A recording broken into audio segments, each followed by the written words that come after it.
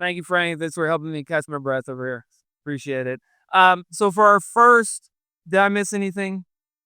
Okay, fantastic. Our first presentation or speaker this morning is Michelle Harris.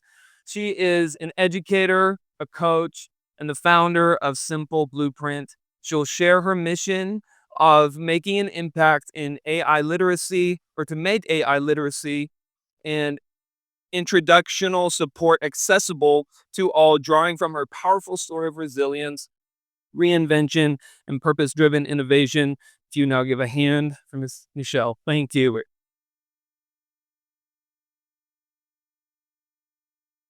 I'm so grateful to even be here this morning. Thank you very much, Frank. Thank you, Oscar. Thank you to everyone here at Jeff. Thank you, thank you, thank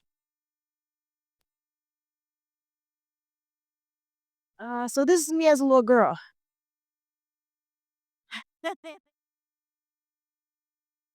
My eldest aunt, had a little room in her little hallway where it was like the whole encyclopedia, and I would just sit there and read to my heart's content. So I've always been that little girl, someone who enjoys learning, reading, and so on. So I'm from Daytona Beach. Most people know Daytona Beach for the 500 or for the beach or for partying and spring break, but I know it for its history of the HBCU that is there. I looked up to this woman since I was a little girl, and I knew I was one day I was going to go to an HBCU. But also in Daytona Beach, a lot of people don't know it's where a lot of Black owned businesses are. And that's where I got my start in my faith because there's every from primitive Baptist to AME to sanctified, you name it, I've been in that church. Okay. So that's my foundation, right? This is my mother. She is from Orlando, but she met my dad in Daytona. But I moved here for her. She was a veteran. Her health began to fail her. They said, Michelle, your mom needs you. So I left beautiful, sunny, wet Florida to come to Colorado, which is equally as beautiful. The mountains are majestic for real.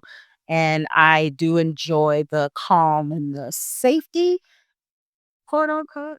Uh, And these are my children, my daughter, my son. They are grown now. It's my granddaughters and my newest little grandbaby. So these are also reasons why I'm here. All right. But once my mom passed, I fell into a very deep depression. I didn't want to do anything. I sat around, I was thin as a rail. But I knew that I was going to stay there because I've been through too many things before to stay in one place.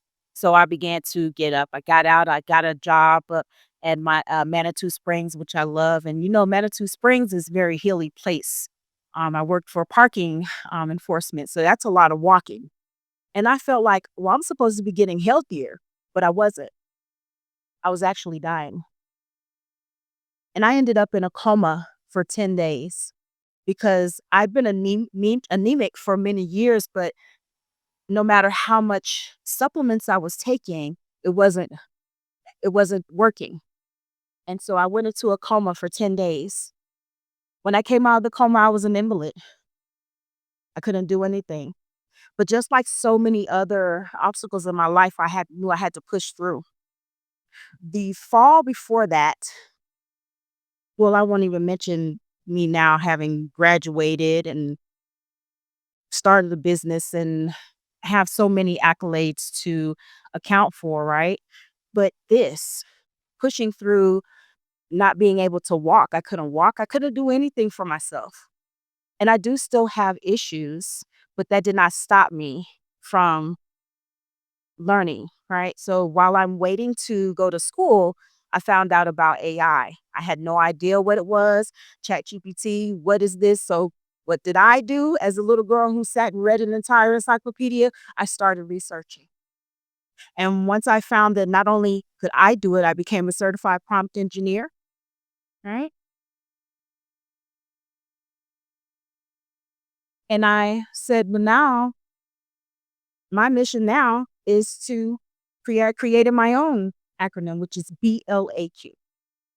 we'll get to that in a minute, I suppose.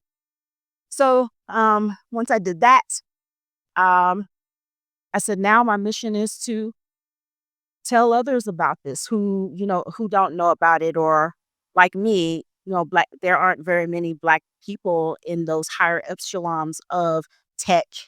There are two black women in the Fortune 500 company, and of those two, only one is in computer science, so to speak, right? So the numbers are very minuscule.